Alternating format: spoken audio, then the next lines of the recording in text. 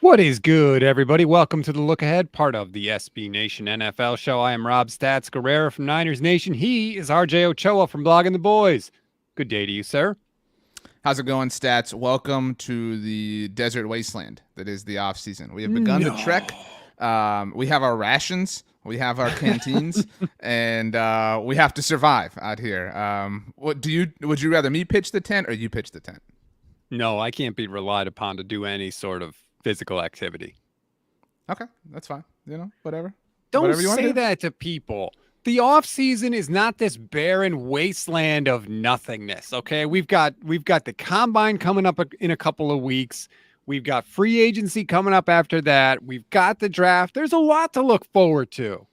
Yeah, I guess. I mean, it's not the same. It never will be the same. But yeah, I mean, in many ways, it's better. You know what I mean? Because nothing can happen to prove us wrong. There's that element to this whole part of the year. That's true. And like for you, like what do you even have to look forward to? Like, oh, football's back. Here comes another disappointing Cowboys loss. You should love the off season. You know what, Stats? We're supposed to be friends.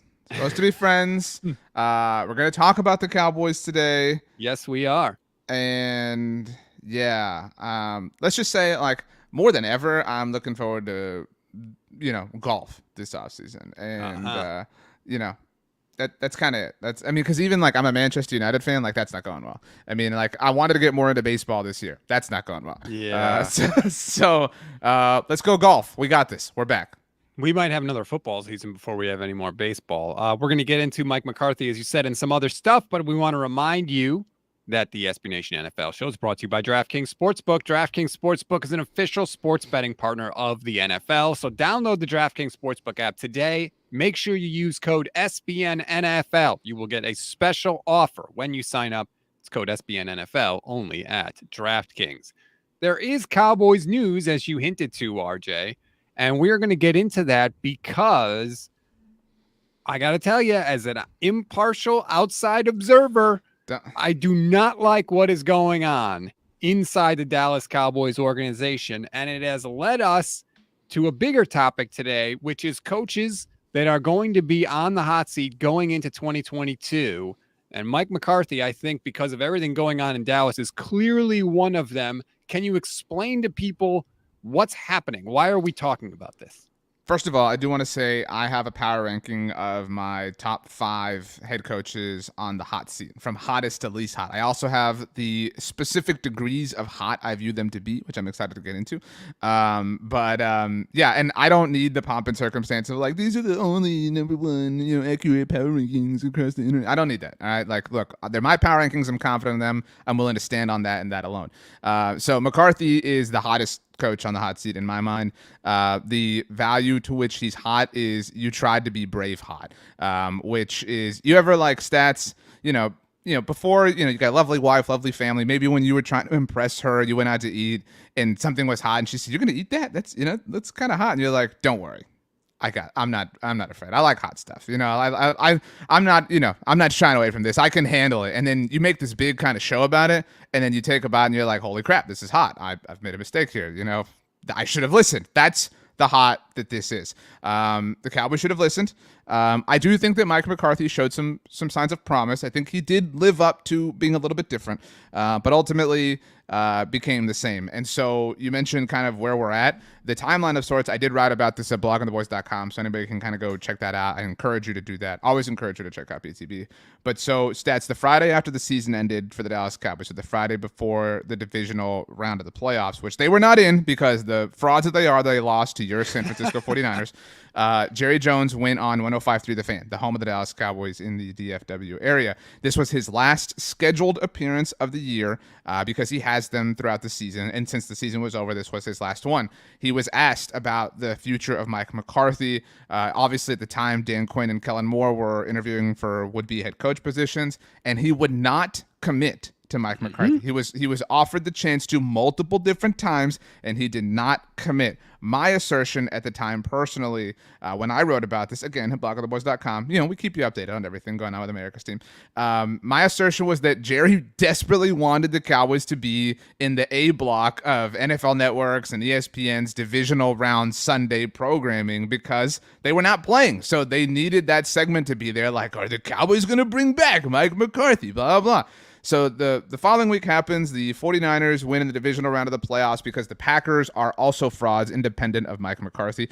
And the following Friday, after it has already been reported that Dan Quinn is going to return to the Dallas Cowboys as defensive coordinator in 2022, Jerry Jones again hopped on 105.3 The Fan, although this was a surprise appearance. He let the radio station know he wanted to jump on. He wanted to come on and say his piece. This has happened before. It's not supremely common, but Jerry often actually will just dial in. The producers there will say, holy crap, Jerry's on the phone. Let's get him on.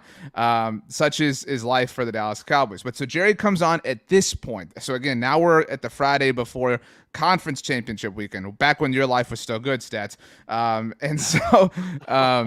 Boy. So Jerry is all loud and proud about Dan Quinn returning to the Cowboys. This is exactly what we wanted. And he's asked about Mike McCarthy because a lot of people read into Dan Quinn's return as like, hey, does he view McCarthy to be some sort of lame duck? Does he think he could be the head coach of this team? Whatever the case may be. A lot of people connected Dan to Denver or Chicago. Those jobs were the first to fill. And so who knows what the ultimate motivation for Dan Quinn returning was. But Jerry said, and I'm not being facetious. I'm not being silly. I'm not stretching any truth. You've read the reports as well as I have, Stats. Again, I curated all this in the article. Jerry Jones said that he purposefully was vague about Mike McCarthy's job status so as to increase the team's chances of retaining Dan Quinn. Now, again, he purposefully jumped on the radio to pound his chest about this. And not only did he purposefully jump on the radio, but he also leaked it. Because at the same time that he was giving this interview on 105.3 The Fan, it was also reported as a Dallas Morning News exclusive. So Jerry really cared about this narrative being out there, that this was his grand master plan all the time. If you somehow buy this faulty logic, okay, hey, good for you.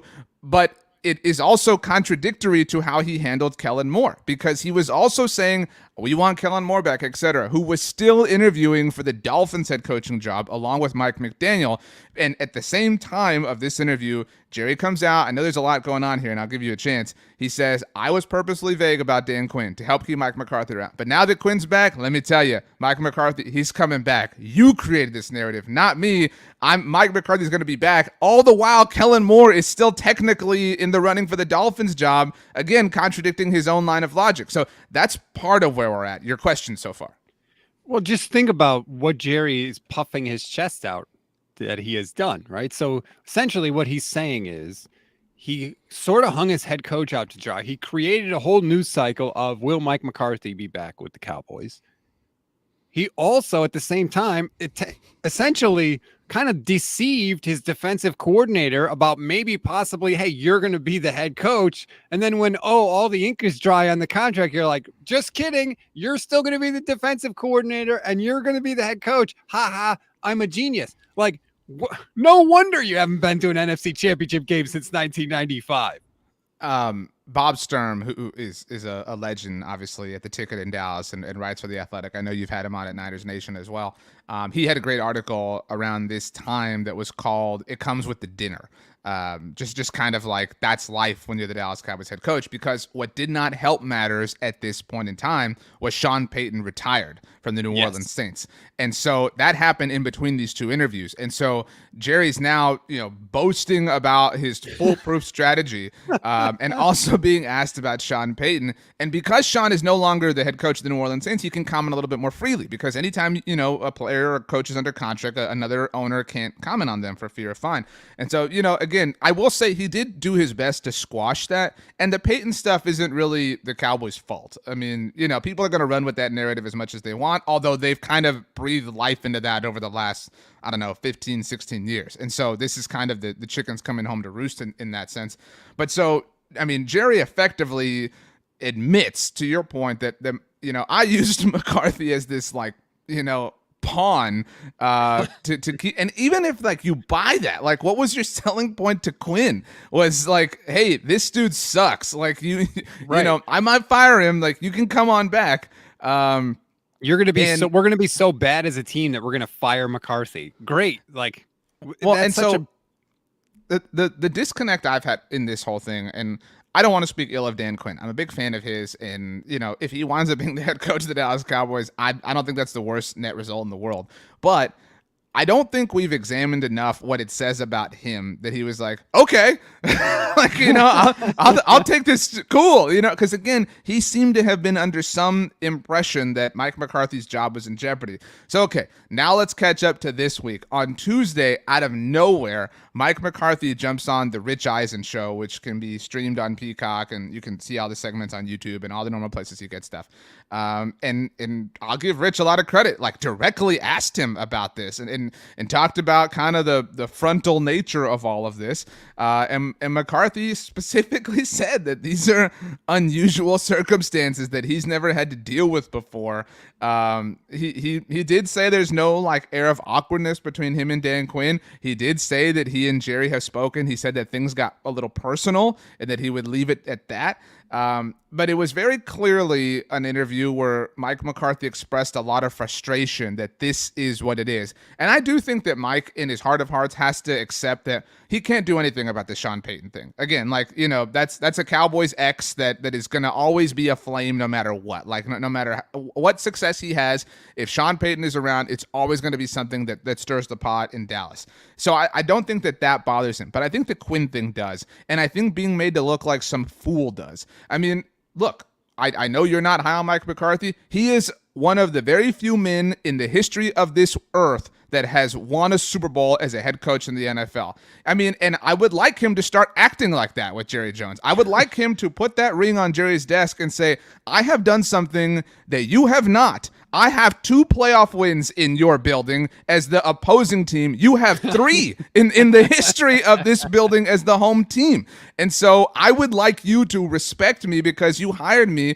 And I there's so many like conflicting variables here because I want to see Mike McCarthy, Frank Sinatra this thing. I want to see it be his way. And I'm not saying I believe that that's going to be a good thing or yield a positive result. But if you're McCarthy, I think his future is on the line as an NFL head coach. If this goes south, I think the perception is going to be he is this lame duck. Aaron Rodgers was right. Like, he was Jerry's puppet, like, you know, whatever. And if I'm Mike McCarthy, I'm not handing the ball off to Zeke 20 times a game because Jerry wants to sell more T-shirts and jerseys of him.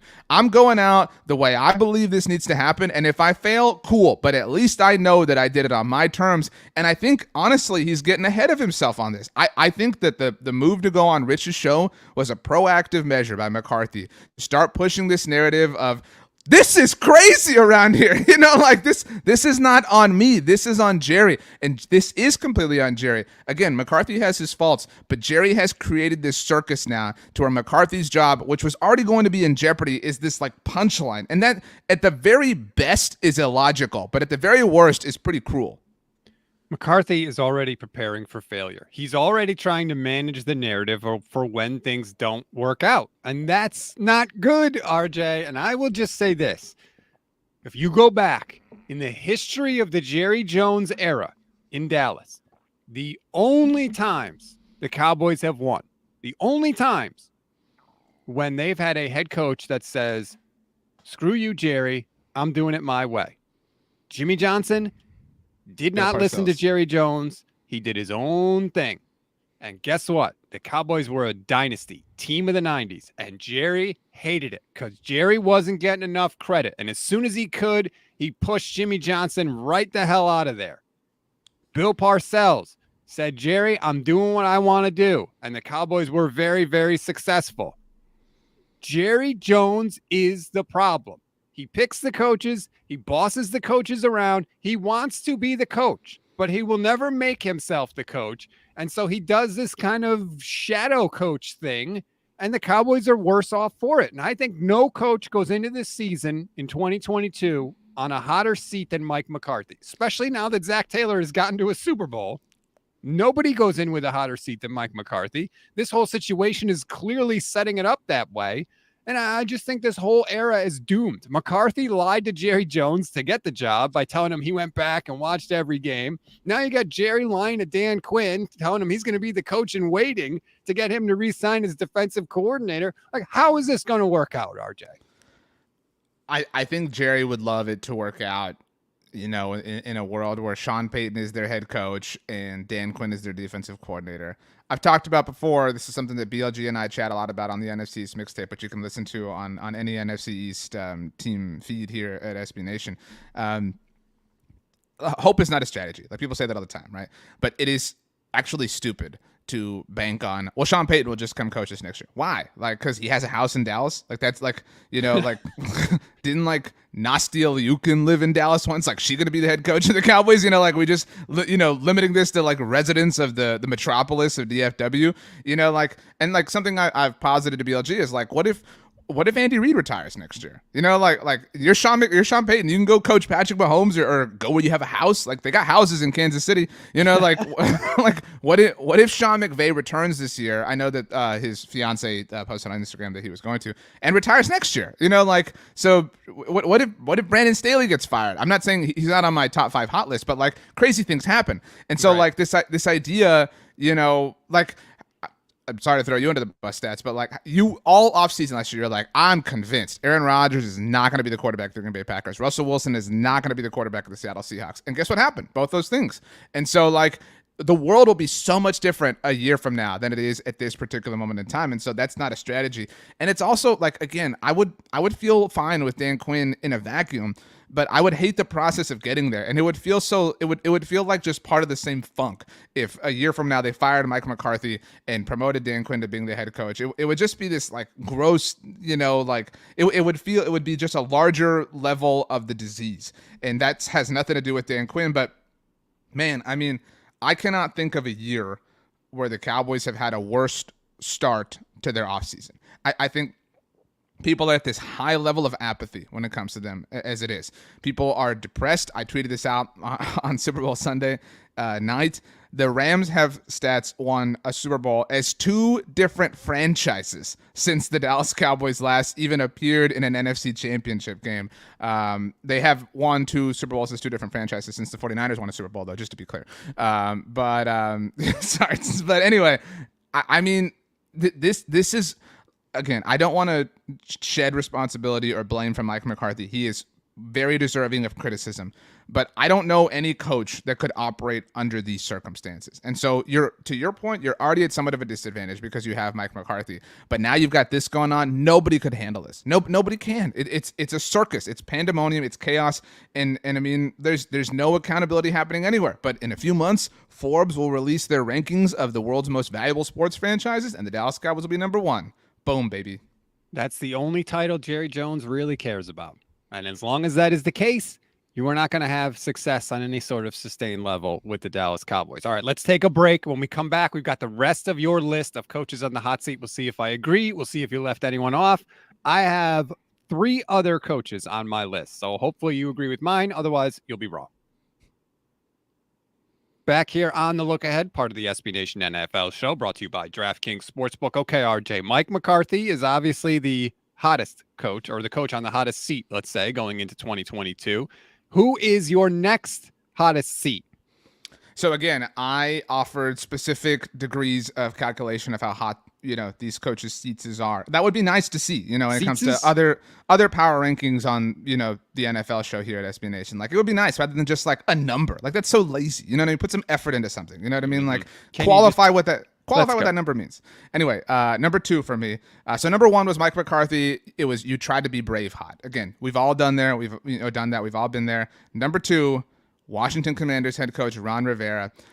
This is, they told you not to eat it hot, right? Like, like they told you, they said stats like, this pepper is from the southernmost part of where like it's grown just in the Amazon, and they are dedicated to growing the hottest peppers in the world. And you were like, who cares? Like, I'm going to ignore your advice entirely. Ron, respect, like, honestly, truly, legitimately respect. You have tried to use your high character to revive a franchise that is completely absent of any, and I do think that you have given it a bit of a heartbeat, but it is too big of a project for one human being to command, no pun intended. And so, I mean, this is year 3. Like, the name change is over. Like, you've got to have a quarterback now. Like, this is a massive year for Ron Rivera, and if they don't get it right, I mean, I don't see how he's around next year. Do you know he's the longest tenured coach in the NFC East? Yeah, that is pretty wild. By a day. And if he and McCarthy are fired, then Nick Sirianni would be the longest tenured coach in the NFC. That's crazy. So you said something before we went to break about McCarthy that I think absolutely applies to Ron Rivera. You said no one could thrive in this environment. And I would say, well, give me the coach that's going to thrive in the environment in Washington. Your owner is pretty much like one step away from being booted out of the league, essentially. Literally, there's a congressional committee investigating Daniel Snyder's work environment there that he oversaw in Washington. Their quarterback went down. They haven't had a quarterback in forever. Like, who is the head coach that's going to win a ton of games there? Not to say that Ron Rivera has done this amazing job, but he's won 7 games in both of his years there. I don't know. I didn't have Ron Rivera on my list. Not that I think that he should be like, no questions asked, super secure, but I don't know that any coach, like you were saying, can go in there and is going to, win 9, 10, 11 games. Because it has to happen at this point. Like, if the I hate to use this as like a data point, but the off the field things for the Commanders are not going anywhere, right? Like, they are stuck in that. So the only thing they have is on the field, and somebody's head has to roll if there's no success this season. It's not going to be Jason Wright, who I don't necessarily believe in as their team president, at least from a PR. Everything he has touched from a PR angle this offseason or in the last year has been a disaster. And so, like, there's a lot of vitriol boiling up. There's a lot of anger and frustration boiling up among, I don't know if there are any Commanders fans left, the tiny nucleus of Commanders fans. And like, it has to be directed somewhere, right? Like, this is like a dam, and the water is breaking through, and it has to escape through one place. And so what change can be made? Like, what can happen within that organization to signify change is happening, change is on the way? They're not going to move on from Jason Wright. They're obviously not going to move on from Daniel Snyder of their own free will. I mean, so like, it has to be somebody. There has to be some sacrificial lamb, so to speak, to say we are trying to be better, and that could be Ron Rivera. I think he has the division is so bad. Like, how can you not be good? I mean, it's and you look like the least competent team, which in a division that now includes the New York Giants. I mean, like, it's, yeah. I just, like, what's attractive about going to Washington and being the head coach there? Like, who are you going to get that's going to be a better coach than Ron Rivera? And I'm fascinated to see, because all the reports are, I mean, Rivera has come out and said it. He always goes to Radio Row, by the way. Ron Rivera is at Radio Row more than I was the past few years. I thought it was ridiculous they made him wear that Letterman jacket. Yeah, I mean, that was terrible. Silly. But he said, like, they're going to get a quarterback. They're going to swing big, and they're going to get a quarterback. So I think if that happens, if that's the plan, let's see what they do, and let's see who they get. And I say you give Rivera another year with whoever they get with this quarterback. And if he doesn't, if he doesn't have a winning record and you want to make a change, okay. But to me, I don't think Ron Rivera should be on the hot seat. Okay. Well, you want to hear my number 3, which I would bet is your number 2? Okay. Okay, so this level of hot is the salsa at the table before the meal. The chips and salsa that come, a little spicy, got a nice little kick. Because not everything can be like scalding hot. You know what I'm saying? Like, the only scalding hot situation is Mike McCarthy. But so this is like, okay, I need a couple of sips of water in between, whatever. It is Arizona Cardinals head coach Cliff Kingsbury. Am I right that he's your number 2? I think that you're not giving him enough heat there. I mean, so you're talking about a coach who's. That's what I'm saying. Oh, so you're saying my measurement of hot is wrong? Yeah, I think his seat is very hot. Okay. Your team has flopped at the end of seasons in your tenure with the Cardinals, and you've alienated your franchise quarterback. Like, what's going on with them right now? Kyler Murray's talking all sorts of trash on Instagram. You got Chris Mortensen leaking this report that they think that Kyler is selfish and entitled, but also that they think that things are going to be cool by the start of the regular season. I'm sorry, man. I think Cliff Kingsbury's seat is very hot, especially when, by the way, you're in the NFC West, the toughest division in football. You got to do better than what Cliff Kingsbury has done. Everything he has touched has seemingly soured. So 2 things here. One, The only thing I won't run with you completely on is the Kyler thing. About like Cliff having alienated him. I say this as a fighting Texas Aggie, so I can admit that I have been burned by Kyler Murray before. But I mean, Kyler kind of ran away from Texas A&M. I mean, he kind of ran away from the tough SEC. He kind of ran away to the Big 12 where he could run around, right? Like, I mean, he, everything that Chris Mortensen reported, some people believe to be true of Kyler Murray. A lot of Aggies felt about Kyler Murray at the time, is what I'm saying. So, like, there is some action in Kyler's past that would suggest that he is the common denominator as far as that particular issue is concerned. Maybe Cliff has exacerbated the issue to your point, but again, like because of Kyler's past at the collegiate level, I'm willing to kind of not place the full blame for that on Cliff. However, I do have a question for you with regards to this, because you mentioned being in the NFC West, and you mentioned Zach Taylor a little while ago. By the way, when we did hot seat power rankings last year, he was my number one. So shout out to me. Although I did have Mike Zimmer up there, so I still landed the plane. But is Cliff Kingsbury the least successful Sean McVay disciple? Maybe. Because you got Matt LaFleur, Zach Taylor, right? Like Cliff, and Cliff was the one who was touted as like the disciple, right? Like he was the one who was touted as like the dude, and he's not. I mean, that's Like, I'm not saying that Kyler is blameless in this whole thing. I do think he shares some of the blame. But here's the thing. Don't forget, Cliff knew Kyler coming into this, right? Totally, this was like he the made that handpicked guy. You knew what you were getting into before this happened. You knew that was going to be something that you would have to manage. And clearly he has failed, given where things are at this point with that franchise. And I'm sorry. I think Cliff Kingsbury's seat should be very, very warm. And I think that Steve Keim's seat should be warm. I don't know how Steve Keim has a seat left at this point. Like, I mean, dude, the Cardinals are such a disaster, and like they got so many things like that delivered way over expectation last season. Like, I'm a huge fan of his, but I just really doubt that James Conner has the success in 2022 that he had last year. Like, all those things will regress to the mean. You know what I'm saying? Like, I wouldn't be stunned if Cliff is the first coach fired, and like, but that's a little bit different. Like, I think McCarthy won't be, because the circus always goes on in Dallas. You know what I'm saying? Like, they won't get rid of the tickets to the show, but Cliff, I think, could be. I mean, that is a really, really bad situation. And to be clear, my measurement of hot was just in line of the ranking. So, that's why, if you're super Don't try duper and backtrack now. No. Like, look, Stats is my ranking. If you want to come up with your own, next time maybe do some more prep work before the show. That's up to you. But, I did the work. Okay, so he was your number 2 though, right? After McCarthy? Yes. Okay, so you're on 3, I'm on 4. Are you ready to hear who number 4 is? Sure. Okay, this head coach, the level of hot, it's the first sip, call it coffee, tea, maybe hot water, and it was too hot. You know what I'm saying? Like, you were too anxious, and it's like, oh, it's like now your tongue's burned, and next thing you eat, it's going to be funny because you got the tip of your tongue burned. Frank Reich, Indianapolis Colts head coach, Frank Reich. There's a level of, wow, this is so impressive. Like, he's managed to do it without a quarterback all these years in a row. Why can't he find one? I realize the Andrew Luck thing is its own thing. And dude, that was so long ago at this point. Like, we got to stop acting like they still deserve like some benefit from that. Like, it was so long ago at this point.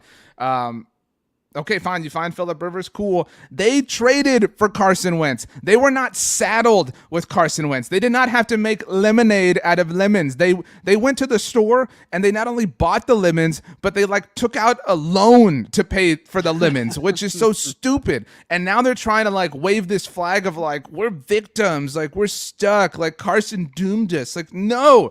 This is your fault. You knew who he was. The whole world knew who he was, and you ignored them. Frank Reich, you said, I'm the guy. I love Frank Reich, the human being. I really do, and I want to make that very clear. But there is a huge level of arrogance to that nobody wants to put at the feet of Frank Reich, that he said, I can fix him. I'm the man. I'm the one who made Carson Wentz the MVP candidate that he was in 2017. The reason the Eagles had all that success. I am the one. I can do this. And you didn't. And he proved you completely wrong. It blew up in your face. Like, that has to have an impact on somebody.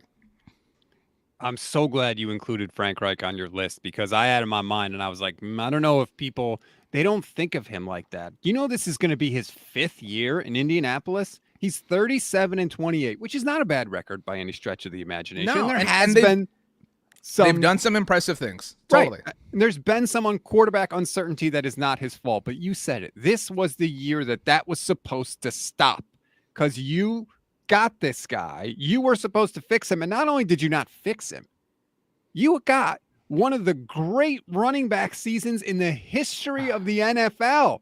And you still didn't make the playoffs because you went out in week 18 against, at that time, a 2-win Jacksonville Jaguars team with an interim head coach, and you couldn't beat them to get into the playoffs. You were worse than the year before. It now costs you a first-round pick for a guy that you're going to get rid of this offseason, which, by the way, I actually give the Colts credit for that. Sure. Because at least they are admitting their mistake and they're going to move on.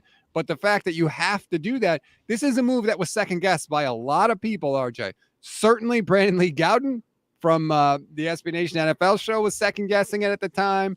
I was second-guessing it at the time. This is not hindsight here. There are many, many people that were like, what the hell are the Colts thinking?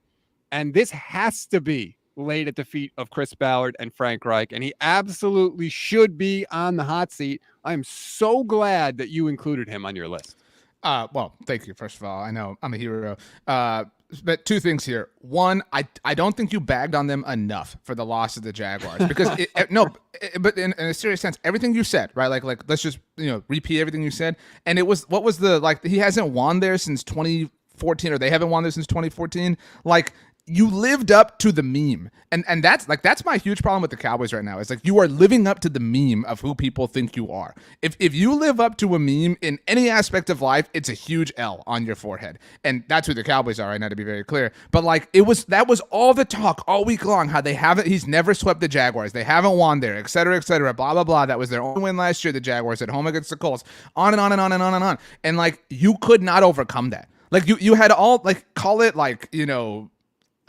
loose football narrative jargon. You had all that to work with and be like, nobody thinks we can do this, blah, blah, whatever. And you completely and totally folded in that moment. That is horrible coaching. I mean, it's a double-edged sword because I agree with you. I do respect that they're willing to get out of Carson Wentz now, but it is embarrassing that you made this bet. It was so predictable. That's why I don't think part of the reason I think Sean Payton will be a head coach of the Cowboys is because it's too predictable. Like these predictable things never happen. You know what I'm saying? We always say next year X and Y are going to happen because boom, that makes all the sense in the world. Those things never happen. But it was the Eagles were like, hey, it remains amazing they got a first-round pick for him. But that they got a first-round pick from the most predictable team to acquire him is laughably bad from the Colts in this situation. So yeah, I mean, kudos to you guys. You've had some nice moments. You've been the plucky little rascals that have won games and been to the playoffs in spite of certain circumstances, whatever. But I mean, at a certain point, it's like, dude, and I hope that Doug Peterson drags them this year. I want that to happen because I think it's unfair that Frank Reich gets more credit for that than Doug Peterson does. I really do. I mean, I would love to see Doug Peterson have success. I know I said two things. I forgot what the second one was because the first one upset me so much. That's okay. You have brought this up, and I have to agree with you. The two coaches that do not get any credit for their Super Bowl wins are Mike McCarthy and Doug Peterson. I don't know why the only team really that cared to look into Doug Peterson this offseason was the Jags. That stuns me. I think they made a great hire. And I agree. I think that Peterson gave a lot of credit to his coaching staff himself. And so I think that kind of took over and he got less credit than some of the other guys that have won a Super Bowl. But I agree. The Colts should be dragged. I've even heard that the Colts are in consideration to get Jimmy Garoppolo. Mike Sando of The Athletic said that he called the Colts a sleeper team for that. If you do that, Indianapolis, you get what you deserve. I'm just going to say that right now. I think Frank Reich deserves to be on the list. I think he is on the list, and we'll see. I mean, you've got Jim Irsay talking about how they're going to win multiple Super Bowls. Remember with Andrew Luck, it was we're not just going to win one. We're going to win multiple Super Bowls. Now they can't even make the playoffs because they couldn't beat the Jags at the end of the season. People don't drag the Colts enough, honestly. And I don't know if it's the Midwest vibe or people just kind of it's a soft team in people's minds, but Chris Ballard's The Rivalry is back on. That is one of the dumbest moments in recent NFL history, and nobody remembers it. like people roast TOs, that's my quarterback, more than that. And like that was like, I've never, like, this is a whole separate subject. I've never understood like that. That was like actually completely like sincere and love. You know what I'm saying? And people have always criticized TO for, destroying the relationship with his quarterback. Yet the moment he's made the most fun of for is for actually respecting and going to bat for his quarterback. But so like that aside, Chris, like the rivalry isn't on. It was never a rivalry. They own you. Like it's not a rivalry at all. It's just them owning you over and over and over again. Well, Payton did. The higher the stakes in the playoffs against the Patriots, the better Peyton Manning did. But Chris Ballard doesn't have anything to do with that. Peyton had the one playoff win over them, the 06 AFC Championship game. As a Colt. We're talking about as a Colt. Like, because this is Chris Ballard's like, so you're not including the other parts. But right. Chris Ballard didn't have anything to do with the Colts. Then why say the rivalry's back on at all? Like, if you had nothing to do with it, then why is it a rivalry for you? I mean, I thought it was a funny line considering they wanted to hire the Patriots coordinator and then he left them at the altar. I thought it was a funny line, but you're right. It's not much of a rivalry. All right, Frank. Sorry, really quickly. I hope the Raiders also drag them this year. I hope Josh McDaniels hangs 50 on them. And I just, the Colts are so annoying to me. So I really hope that happens. I mean, they basically had the Johnny Unitas era and the Peyton Manning era. And in between those two eras, what were they? They were the team with blue face masks. That's it. That's all they had. had a flash in the pan with Jim Harbaugh as quarterback. And that's pretty much it. Like, that's what I think of when I think of the Colts. So, maybe they're not this like great franchise where Jim Irsay should be talking about winning multiple Super Bowls. All right, RJ, we are heading through your list here. Do you have someone else on your hot seat? I had 5. You only had 4 we discussed, and you did not have Ron Rivera. So maybe I don't know that you're going to have this one as your last one. And to be very clear, it was very tough to even build a top 5. If you don't have this person, your list is terrible. Well, so to be very clear, it was tough to build a top 5 because there are 9 new head coaches. So we couldn't pick any of them. There's a handful of coaches that are kind of off the chopping block, like as just a permanent truth. So this was mine. Now, to be very, very, very, very clear, this is my measurement of hot. It's it's not all mints, but there are certain mints that when you eat them, there's like a hot aftertaste in your throat. You know what I'm talking about? Like maybe that, like, and I wouldn't say hot, but it's like a hot cool. Like if you tried to drink water after eating that mint, it like burns you. You know what I'm talking about? No, but tell me who's on your list. So that's the type of hot this is. It's really not that hot, but I had to get to a 5th because I didn't want to list a 4 like you weirdo. Robert Saleh, New York Jets. And a lot of that. God, are you dude? what? But because what do the Jets have this one season? And you're right, like there needs to be time, whatever. But we see teams move on after coaches in 2 years. Like we have Mike McCarthy being moved on from after maybe 3 years. I mean, so like I think Robert Saleh. Again, it was very difficult to find a 5th one. So I'm very anxious to hear. No, it wasn't. I'm stunned that you left this person off. But let's talk about Saleh a little bit. I mean, what's different about them than from when he took over? The Mike White win over the AFC champion Bengals. That's it. Like that's the one thing. Like Zach Wilson did not look good. I mean, who has a more promising NFL future, Zach Wilson or Davis Mills? I don't know. But the fact that it's even a question isn't a huge indictment of the Jets. I mean, first of all, hold on. Zach Wilson looked better at the end of the year than he did at the beginning of the year. That's progress. You drafted a rookie quarterback. Robert Saleh's in his first year taking over a terrible team. I just don't see how you can put Robert Saleh on the hot seat. Now, if he has another terrible year next year and the Jets are picking top 5, then I think he goes into year 3, absolutely on the hot seat.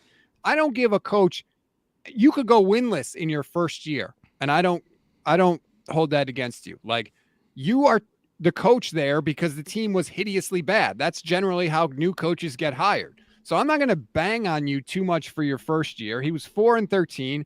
Obviously that's not great, but let's see what he does in year 2. This is a big year for Robert Saleh. How does Zach Wilson look? Does he look any better? What do they do this offseason? Do they add some offensive linemen to help Zach Wilson? Because God knows he needed it. So, okay. So here's my question. Do the Jets win at least 5 games next year? I don't know. If you had to guess that today, like just play the game. Do you think they win at least 5 games? Yeah, I think they could win 5. But you think it's like maybe it's like a 50-50 proposition? They win 5 or more, right? It's very 5 to 7, I could see. Okay, so but it's also possible that they have 4 wins, right? Like again, like they could be the same team next year, right? They could be, certainly. Okay, Yeah. so if they have 5 or fewer wins, even if they have 5 wins, he will have as many wins in his 2 seasons as Adam Gase. If he has 5 wins, Right. that's bad. And some of this is like he'd be a victim of circumstance because it kind of like the Giants Joe Judge situation, right? Like we don't want to fire a head coach after 2 years for the 3rd time in a row, whatever, blah blah. But like it would not look good for Robert Saleh, and maybe that serves your point. Like, well, that's why he'd be entering the hot seat in year 3. But you fired Adam Gase after 9 wins in 2 seasons. Robert Saleh would have 9 wins in 2 seasons. He would have less than 9 wins if he has fewer than 5 wins this season. So. I mean, again, some of it is the circumstances of the Jets, and some of it is kind of like what we talked about Ron Rivera and Mike McCarthy to a degree. Like, that's just a volatile situation. But that's why, like, factoring in all of the variables, I put Robert Saleh on the list. I see. You can't judge a coach on how they look this early in their tenure. Don't forget, Rex Ryan. You're judging Mike McCarthy for the same reason. It's been 2 years. No, I'm judging Mike McCarthy on who he's always been. Robert Saleh's never been a head coach before this year. Look, back and look at This was the one I felt the least. It was hard to get to 5. So who's your magic name I left out? I want to make this Jets point before we move on. If you go back and look at the history of Jets coaches, you cannot judge them early in their tenure. Herm Edwards made the playoffs his first 2 years as Jets head coach. Eric Mangini made the playoffs his first year as Jets head coach. Rex Ryan made the AFC title game his first 2 years as Jets head coach. Todd Bowles won 10 games his first year as Jets head coach. Adam Gase was 7-9. But I'm saying the Jets coaches have a history of looking good early and then turning out to be pumpkins. So let's not judge Robert Saleh. If he looks bad early, maybe he can turn into, I don't know, the opposite of a pumpkin, something good. So Herm Edwards, Eric Mangini, Rex Ryan, Todd Bowles, and Adam Gase all had more successful first seasons than Robert Saleh. So all of them. So he's had the worst start to a Jets head coaching career in recent NFL history. Like, so I don't know how you're like stunned that he's on the list. Maybe you disagree, but this idea like, whoa, this is completely out of nowhere. Aliens just landed. Like, no, like it's valid to a certain degree. Al Groh was 9-7 the year before Herman Edwards took over. Okay. Eric Mangini took over a 4-win team. Rex Ryan took over a 9-win team. Todd Bowles took over a 4-win team. Robert Saleh took over a 2-win team. You're not going to be able to turn the roster over enough in 1 year. And he won twice as many games. Todd Bowles took over a 4-win team, won 10 games. Adam Gase took over a 4-win team, won 7 games. Even Adam Gase improved. I mean, again, I'm not saying Robert Saleh is a worse head coach than Adam Gase because I have a brain. I wouldn't say that. But what I'm saying is like this, like, holy crap, RJ, why is this a talking point? Like, it's, look, 9 coaches were eliminated off the bat. Like, another 5 are eliminated off of being great head coaches. Another 5 are also pretty good head coaches. So, like, it starts to get thin around here, So it's my 5th. You are completely wrong. Robert Saleh should not have been on your list this year. I can't wait to hear why you have Dennis Allen on the list. Let's go. No. I'll pop it on the screen for you, RJ. I didn't. This was a huge oversight. I can't believe I missed this. Wow. I apologize. This goes ahead of Robert Saleh. This is my bad. This could have been the head coach of the Jets. Matt Rule, Carolina Panthers. Sorry, I'll put Matt Rule above Ron Rivera. I might even put him above Mike McCarthy. Yeah, I mean, he's all 3 of those head coaches, McCarthy, Rivera, Rule, all hired in 2020, by the way. He has to go on the list. 10-23 in 2 years with the Panthers. The Sam Darnold move, I will never understand it. I will never understand just acquiring him in general. But then when you go back and look at what they actually gave up, they gave up multiple picks to acquire Sam Darnold and then immediately picked up his 5th-year option. Why? At least with Carson Wentz, RJ, at least with Wentz, you could say he has had some period of very high-level performance. Sam Darnold has never had that. He's never been remotely good as an NFL quarterback, and you gave up 3 picks to get him, and you picked up his 5th-year option. What the hell are you thinking if you're Matt Rule? And this is the bigger thing. Because like I said, 10-23 in 2 years. What is the thing? that you point to if you're Matt Rule? Where can I attach my grappling hook if I'm a Panthers fan to the anchor of hope that we can climb this thing and get to where we want to go? What is the single thing? Christian McCaffrey can't stay healthy. They have no plan at quarterback. What is the thing that you point to if you're Matt Rule and say, this is why I should still be here? So let me be very clear about a few things. One, huge miss on my part. So to be very clear, my list, Robert Saleh is the sixth man of the year on my list. All right. But my list, top to bottom, number 1, Mike McCarthy. Number 2, Matt Rule. Number 3, Ron Rivera. Number 4, Cliff Kingsbury. And then Frank Reich survives at number 5. And again, Robert Saleh. So you happy? Feel content now? I apologize, Stats. You were right here. All right. Yeah. Good? Can you say that into my good ear? Like, well, look, all I'm saying is like there's some consternation about Robert Saleh, but you're right. Okay. To be clear, Stats didn't totally prep me for this show, everybody. This is his fault. All right. Like I didn't have enough time to really look over things. And then before the show, he wanted to, mess around and talk about all sorts of stuff. Anyway, but whatever. Okay. So that's the first thing.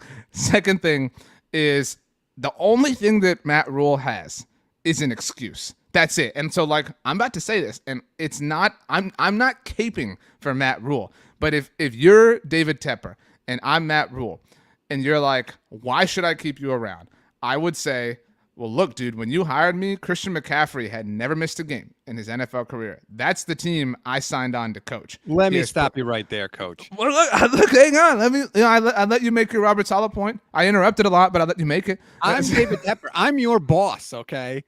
You're telling me your excuse is that your running back, the most injured players in the NFL? I acknowledged it wasn't a good defense. To be very clear. No, I mean, hey, NFL teams don't draft running backs high. Don't pay running backs. Maybe that's the line of logic. Look at Jonathan Taylor, to your point, although not like a low round pick, but still.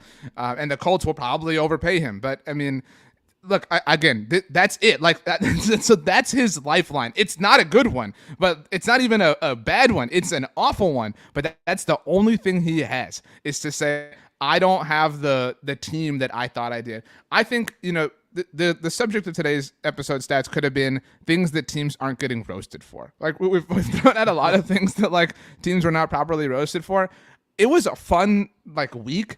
I don't think the Panthers are roasted enough for bringing Cam Newton back. They clearly used him to, stir up nostalgia from people. That's all that was. They were clearly trying to deflect. And, what I will give them at the very least is when the Commanders retired Sean Taylor's jersey, that was trying to deflect from some horrible stuff happening to the organization. At the very least, the only thing the Panthers were trying to deflect from was how bad they are as a football team, not them being terrible humans. But that's all it was. I mean, and I wish it wasn't true, because I love Cam. I would love to have believed that they were sincere about it, but they were very clearly all about just trying to convince people that they were not a dumpster fire, and they very much are. And you should want to be a dumpster fire. Let me rephrase. If you're already on fire in the NFL, instead of bringing in Cam Newton to try and put the fire out, let it burn to the ground so you get the higher draft pick. It was a dumb thing to do.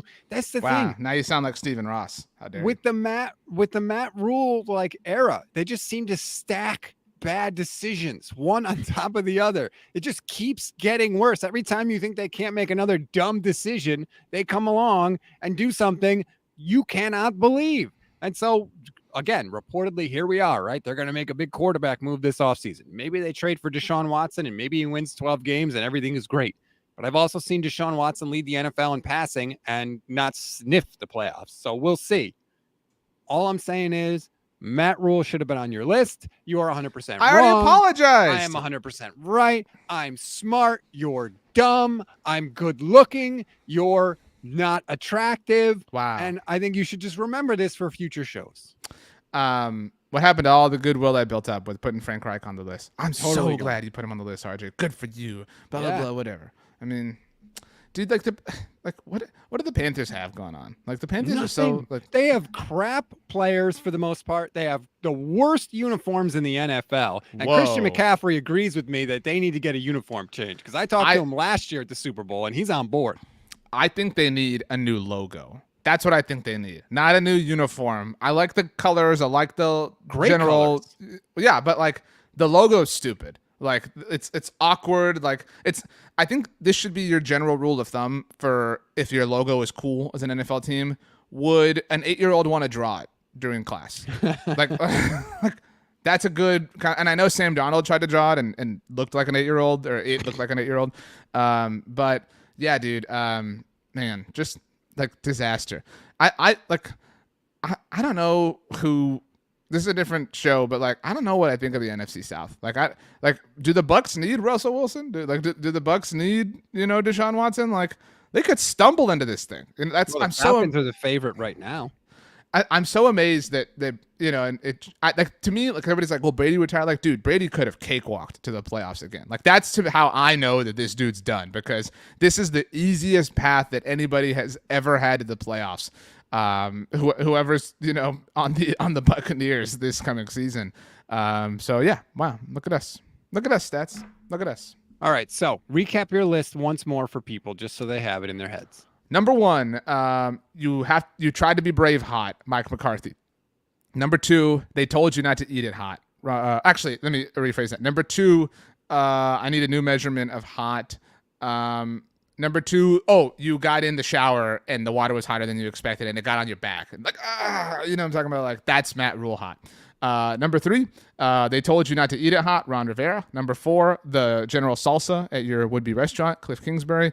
And number 5, the first sip of a hot drink that hasn't cooled enough yet, Frank Reich.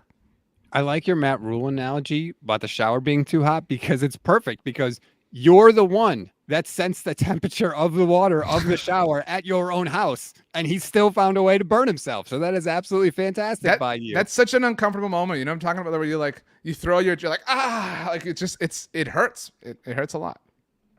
You got to figure out your own faucet there, RJ. What's the hottest food you've ever eaten? I had one of those Packy chips with the Reaper pepper, the chips that come in the coffin-shaped box. I don't know any of the words you're saying, honestly. Okay, so Travis Kelce came on Pro Football Talk, and he was pitching a product, and the product that he was pitching are these potato chips that are super duper hot. So Florio at the time hit me up and was like, "Hey, get some of those chips from Travis Kelce." So I did. And they sent us like a ton of them. And Mike was like, "I don't need this many. Here, give them to the crew." So we did.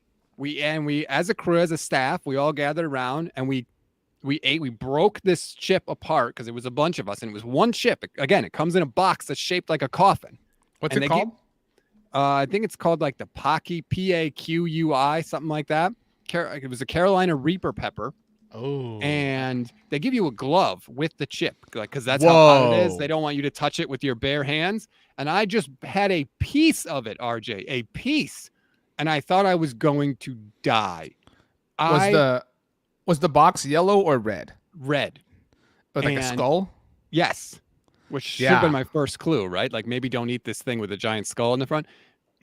Like most things, you eat it, right? You take a bite, and the heat builds and it hits you and then it goes away. It fades away, right? This did not fade away. It stayed at like the hottest thing you've ever eaten. I ran to the cafeteria at NBC and I chugged a bottle of milk and it did nothing. It wouldn't go away. One of the people on the crew ate the chip and then didn't come into work the next day. It was the most uncomfortable I have ever been. I did not eat anything for the rest of the day. And when I got home, I had to lay down. I was sweating and I could not function for the rest of the day. So the box here, it is shaped like a coffin, but like a wooden coffin that you would see in yes, old school like an old school Western movie.